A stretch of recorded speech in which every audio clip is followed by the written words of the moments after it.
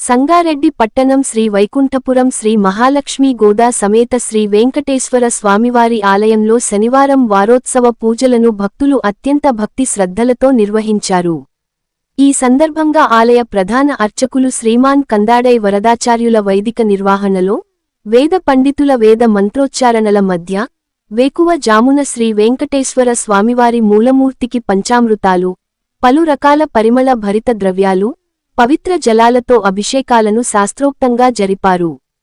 పట్టు వస్త్రాలు, ఎన్నో రకాల సుగంధ సోయగ పుష్పాలతో కలియుగ వరదుడిని సర్వాలంకార భరితంగా అలంకరించి వారోత్సవ విశేష పూజలను నిర్వహించారు. ఆలయ ప్రాంగణంలో యజ్ఞగుండాన్ని ఏర్పాటు చేసిన ఋత్విక్లు శ్రీ వాసుదేవ, సుదర్శన, నారసింహ, శ్రీ మహాలక్ష్మి, హనుమత్, గరుడ హోమాలను వేదోక్తంగా జరిపి అశేష సంఖ్యలో పాల్గొన్న భక్తుల గోవింద నామ స్మరణల నడుమ పూర్ణాహుతి గావించారు.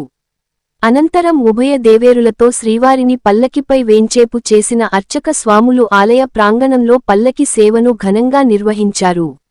వారోత్సవ విశేష పూజలలో పెద్ద సంఖ్యలో పాల్గొన్న భక్తులకు వేదాశీస్సులు చేసిన అర్చక స్వాములు తీర్థ ప్రసాదాలను అందజేశారు. స్వామివారి మహా ప్రసాదంగా అన్న సమర్పణ చేశారు.